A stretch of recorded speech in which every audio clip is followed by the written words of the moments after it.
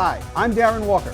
Tonight on Inside Louisiana Athletics, first-year soccer coach Lance Key is here to discuss his team's first postseason berth since 2016. And we introduce you to September's Louisiana Student Athlete of the Month, Savannah Young. And later, Heather Mercedes-Fontenot is here to recap volleyball's successful weekend and their 4-game win streak. But first, Billy Napier is here to talk about the Ragin Cajuns matchup with Texas State, homecoming week, and more. Brought to you by Sonic. You're watching Inside Louisiana Athletics.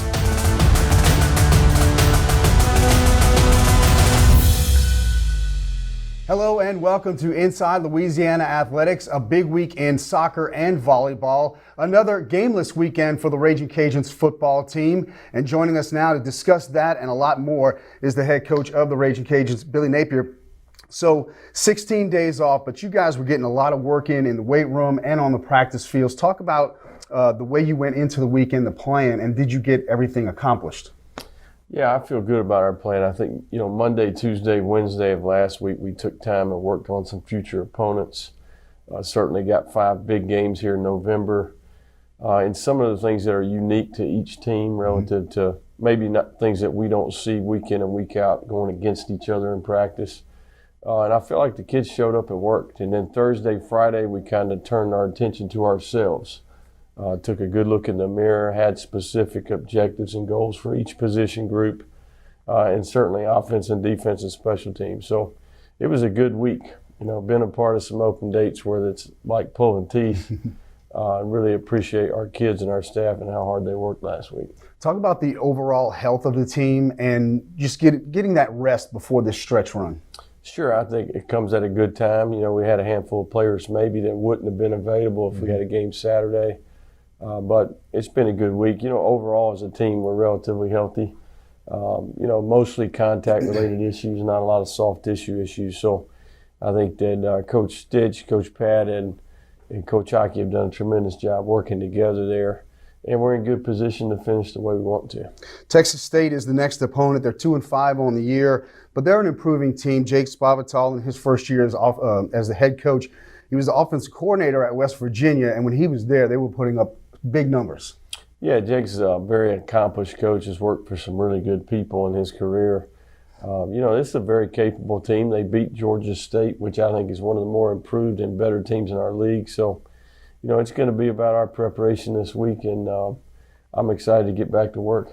His brother Zach is the defensive coordinator. He comes from Texas Tech, where they were really known for turning the ball over. And already this year, they have 7 interceptions and 9 forced fumbles. So, having control of the football is always important, but this week, really important. Yeah, they're really unique in how they play defense. Very multiple, give you lots of pictures on the back end. So it's going to be a challenge. Certainly lots of multiples in the front 7 and on the back end. So both for Levi and our offensive line, this will be a challenging week. It's homecoming weekend, and that always means a lot more than just a football game. You have alumni coming in, parades, pep rallies, extra tickets, all those kind of distractions that go along with homecoming week. But I think this team and your staff has done a great job of making the game the most important thing. Sure, kind of a 1 week, 1 mission at a time approach. I think homecoming's a positive. I think it's an opportunity for our team to really step up and play well in front of, probably the biggest crowd we'll have the entire year. And you want to represent this place and the people that have been here in the past, certainly the present and in the future as well. And recruiting as well, because, when the game's over or the season's over, it's just going to be a win or a loss in the column. But you really want to show recruits and the guys who are coming back to see, the program. Sure. You want to show for them. Yeah, 4 o'clock kick. I think it makes a great, travel for the day. If you're coming in for the game, certainly can get back and it not be too late. But I think the big thing here is we got a chance to create some momentum in November. Some great opportunities for our team here to get in position. This is a Western Division opponent. And that's kind of big picture-wise. We're moving towards trying to clinch the West here down the stretch and get in position for the championship game. And right after this weekend's game, you got to turn the page extremely fast because 5 days after that is Coastal Carolina. It's going to be a short week regardless, but then you have to throw a travel day in there as well. So talk about, having the challenge of that. Well, it's unique. It's been the first time I've been a part of something like this. We've done a lot of research in how to prepare. Certainly, it's going to be a quick turnaround, 5 days. Been a part of some 6-day turnarounds, but this is even quicker. And we're fortunate that we had this 16-day break prior to Texas State. So spent some time on Coastal Carolina, and I think that'll help us as we transition there. So with all the extra time that you had, we've talked about all the extra kind of studying you've done on other teams in Texas State, but what about yourselves and looking at the first half of the year, doing a self-assessment, and then Sure. what are you looking forward to as far as improving on as we hit the stretch run? Well, we've got lots of work. We're still very much a work in progress. I think, we gave specific, objectives and goals. We built our entire practice plan for 2 days around things that we felt like we needed to do better. And I think we did that. I think that it's probably too big of a laundry list to talk about, but we've got lots of young players that are still developing, and I think that there's certain areas on our team where maybe we're underperforming and we can do better. So that's what we spent our time on the Thursday and Friday in particular. Anything in particular, anything specific as far as underperforming that you can speak to? Well, I don't know that this is the place or the time to talk about those things, but I do think that we had good work, and I like the attitude and approach of the kids. All right, sounds good. We'll have all the highlights and reaction of the Ragin Cajuns and Texas State on next week's Inside Louisiana Athletics. Of course, it is homecoming week. That means an early 4 o'clock kickoff. Cajun Walk will start about 2:45 or so get out there and welcome the guys to the stadium. Coming up next on Inside Louisiana Athletics, soccer coach Lance Key is here to talk about going to the Sun Belt Conference Tournament.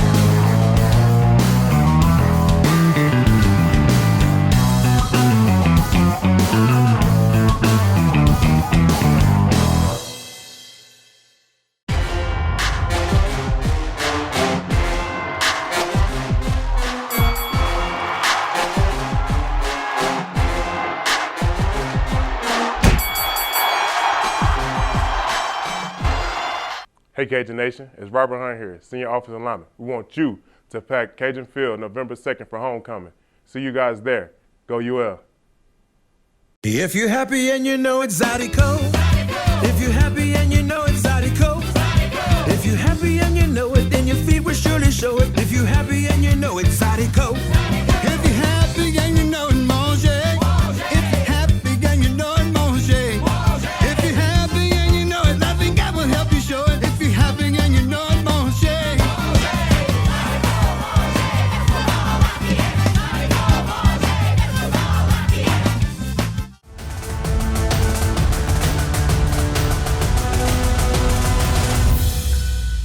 Welcome back to Inside Louisiana Athletics. The Ragin Cajun soccer team is back in postseason play for the first time since 2016, and the man who got them there is here with me right now, Lance Key. I know it's kind of a bittersweet weekend for you. You get the win on Friday night and then the setback on Sunday. We'll get to those games in a second, but just talk about being in postseason play, because that's not something that's happened here too much.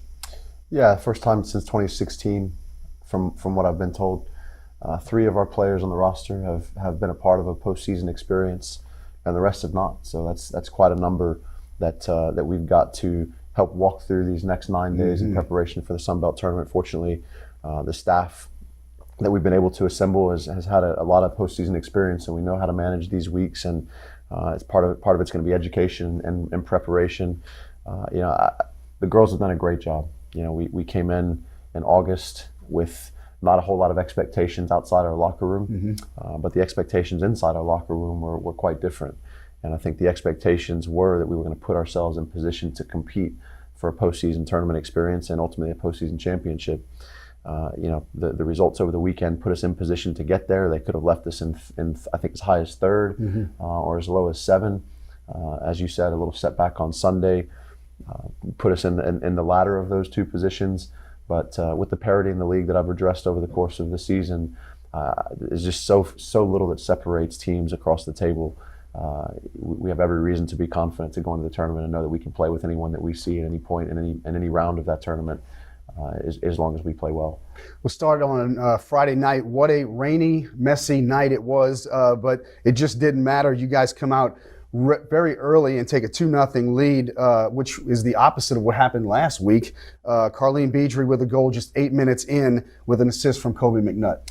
Yeah, Kobe did a great job of battling at midfield and stretched things out to Carlene, who got turned and carried through the space and just took really a really good attempt on goal. She kept it low and firm across to the opposite post, and I think the wet surface helped to give that a little bit of pace to push it past the keeper. And one of the things we talked about is we have to start well early, and quite honestly, we had a number of chances before that goal was scored where the ball was across the face of goal several times, and we weren't able to get on the end of it and be able to bury one. But it was coming. It felt like it was coming through the first 15-20 minutes of that match. 6 minutes later, Beedry again and McNutt, and this time Ashley Newland are helping you out. Ashley played a great ball in from the right-hand side, and something we spend so much time on is those services and attacking those spaces in the goal mouth. That's where most goals are scored in high-level matches, is inside the frame of goal or in that space. And Carlene did a great job of attacking the space, something we need to do a little bit better job of, I think, as a team, but something we've been working on, really emphasizing in our training sessions, is attacking that space. It was great to see her. It was great to see her score that goal in that way, to really show and set that example for all of us that if we go, we commit to those spaces, good things are going to happen. And then on Sunday, senior day, you host Troy. First half, not a lot of scoring to speak of, but in the second half, we've seen this over and over with you guys, is you keep putting that offensive pressure on, and it results in a penalty inside the box, and then Gwen gets the penalty kick to put you up 1-0. Yeah, we again started the second half much like we started the first half of that game on Sunday, much like we started the first half of the game on Friday, where we were creating chances, we were imposing a lot of pressure on them in our final third, their back third, and forcing them to have to deal with some difficult moments. And sometimes that mounting pressure, as you continue to put it on, leads to a mistake. And Telly got the ball out wide and did what we asked them to do, which is put pressure on the outside backs and really keep them in a mode of recovery. And she did that. She chopped it across onto her right foot to the inside and got the penalty. And then Gwen stepped up, made no mistake about it, as she typically does that. Unfortunately, with inside of 2 minutes to go, Troy with a barrage of shots on goal. I mean, you guys were doing a really good job, but eventually one of those gets past the line to tie it up at 1. And then in overtime, the Trojans win it. Obviously, a heartbreaking loss for you guys. And just talk about what that locker room was like after the game.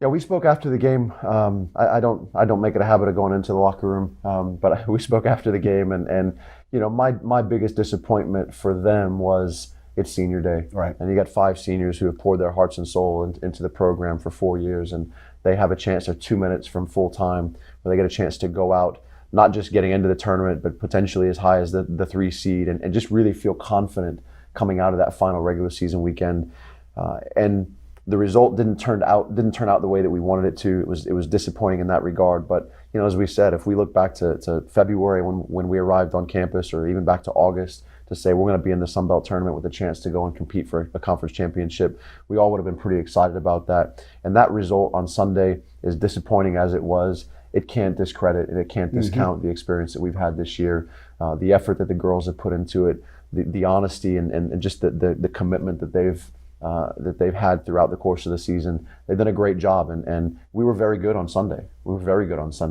They just got us in that final 2 minutes, right. And sometimes that's what good teams will do. I mean, they're number 2 in the conference for a reason. They're a good side, so we'll be ready to play them again on Wednesday.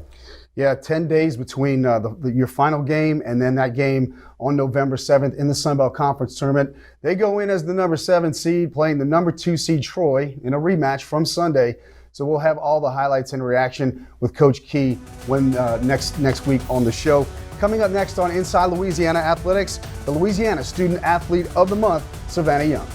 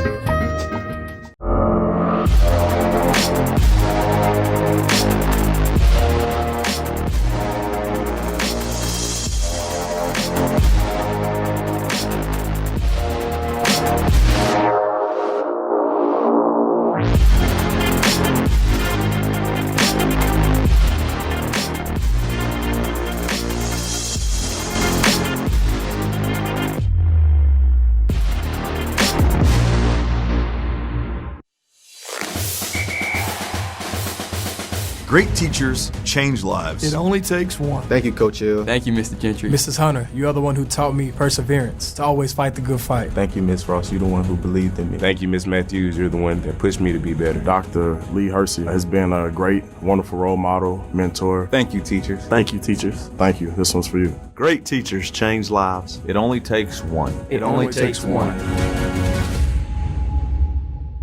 Hey Cajun Nation, it's Raymond Colley, and we're going to need you here this Saturday for our homecoming to pack out the stands and to show your support. Go Cajuns. To perform, you need speed, skill, strength. With every muscle, every move, you push your body to reach its full potential.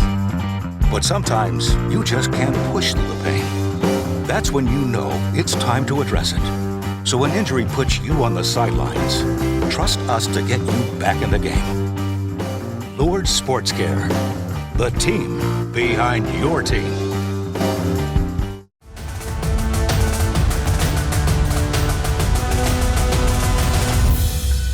Welcome back to Inside Louisiana Athletics. Time now to introduce you to September's Student Athlete of the Month, Savannah Young. Hi, I'm Savannah Young. I'm a sophomore attacking midfielder for your Louisiana Ragin Cajuns. I'm from Richland, Mississippi. I started playing soccer when I was 4 years old. The thing that drew me most to soccer is the relationships I was able to build both on and off the field. I had a really good high school experience. From the soccer side of things, I won a couple All-State awards. I played in the All-Star game my senior year of high school, and I set the record for the number of goals scored in a season for my high school team.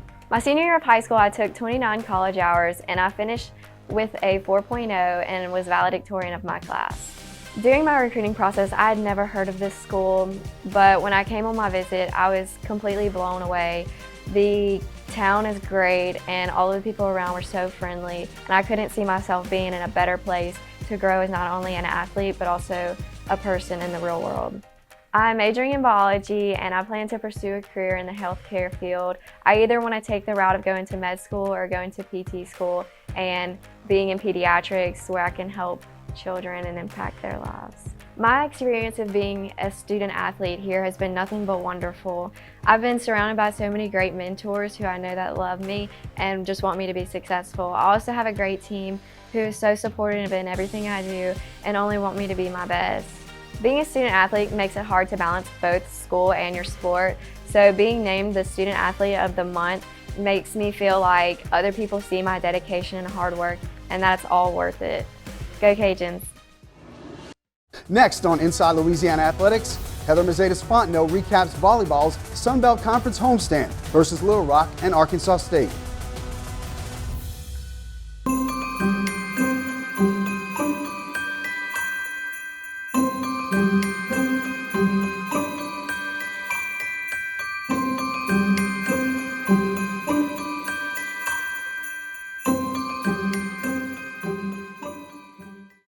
Carhop Classic for just $2.99 is the perfect 1-2 punch of flavor and value. Time that! You need a trainer to help you eat the burger? Hey, stay out of this. Don't get in my head, man. There's barely room for me in there. Hurry in and try quarter-pound double cheeseburger or 6-inch Philly plus tots for $2.99. We are a young conference. full of energy, passion, and pride. And we won't rest until we've made our mark.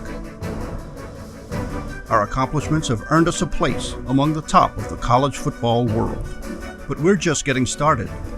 We've still got a lot of growing to do. And the future is for the young. Sunbelt is proud to be a part of 150 years of college football. Hey Cajun Nation, it's Jacques Boudreau. Time to come support your UL Ragin Cajuns for homecoming week, man. Big game, let's pack the house at Cajun Field. Go Cajuns. If you're happy and you know it's Zydeco. If you're happy and you know it's Zydeco. If you're happy and you know it, then your feet will surely show it. If you're happy and you know it's Zydeco. If you're happy and you know it, mange. If you're happy and you know it, mange. If you're happy and you know it, I think I will help you show it. If you're happy and you know it, mange.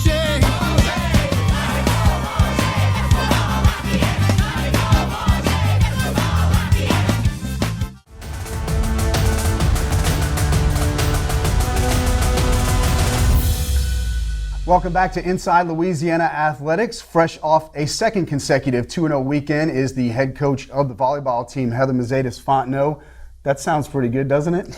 I'm enjoying this little ride we're on. It's good. It's nice. So we talked a couple of weeks, maybe 3 weeks ago, about what this team was going to be capable of if they started really putting things together, not just showing flashes, but putting it together. Is that what we're seeing right now? It is, and we still have more to put together, which is even more impressive. And for the girls to do this 2 weekends in a row, I'm so very proud of them. But Little Rock and Arkansas State, two quality teams that we just came out and just dominated. And when Arkansas State in the third set decided to push back a little bit, we pushed back, which was what was lacking before. Right. And so that was really fun to see. Friday night, Little Rock was in town. The Trojans jump out to a 6-0 lead. You're probably like, uh-oh. But it didn't last very long, and you get things turned around in a hurry and wind up winning that one 25-22. Yeah, we were behind that whole set, and I was like, hey guys, like settle down, what are we doing? And I think sometimes they get too relaxed. They're like, oh, we're fine. And I'm like, let's go. And our key word for this last week was urgency, because that tends to be what we lack a little bit. And so just trying to get them to just dial it in and focus. And when they pulled out that first set, I think they're like, okay, all right, coach, you can stop now. So you jump out to early leads in the second and third set, and you win each one pretty handily, 25-15, 25-14. Wasn't really offense or defense. You were getting contributions from all over the court. We were, and again, one of our big focus areas is number one, for them to keep their focus, which is crazy, but number two, serving. And that's what really catapulted us to a different place. I think we had 5 aces and 5 errors, which is, you want a 1-to-1 ratio would be nice. And so, but what's even more important is not so much the aces, but it's keeping the pressure on them the whole match so they can't run their offense. And I think they hit 080 for the match, and I think Arkansas State hit 0 on the match, and that's attributes to our serving, I think. Speaking of the Red Wolves, they come in on Saturday at Earl K, and you really didn't waste a whole lot of time in this one. You get out to a 4-0 lead, and you wind up winning the first set 25-12. We did, and we were surprised, actually. And they had just gone 5 with Monroe and had a battle with Monroe a couple nights before that, or the night before. And so we were ready to do battle. And I think that's what the girls were so hyped up. And it's like 25-12, and they're like, oh, well, hey. And then the next match, I don't know, the next set was 25-16 or something. 25-16. And then they pushed back in the third set, and we created a few errors for ourselves.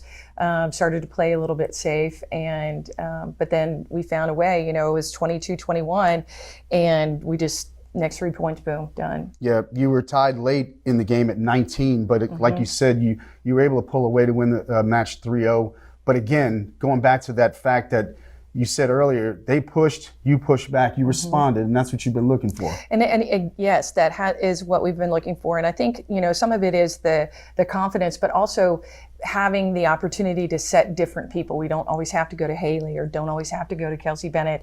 We can go to Tia Jade, who had a great weekend. We can go to Celeste Darling, who had a really good weekend, and find some openings for, if we go to them, and then one ball later, we can go back to Haley, who can finish the point.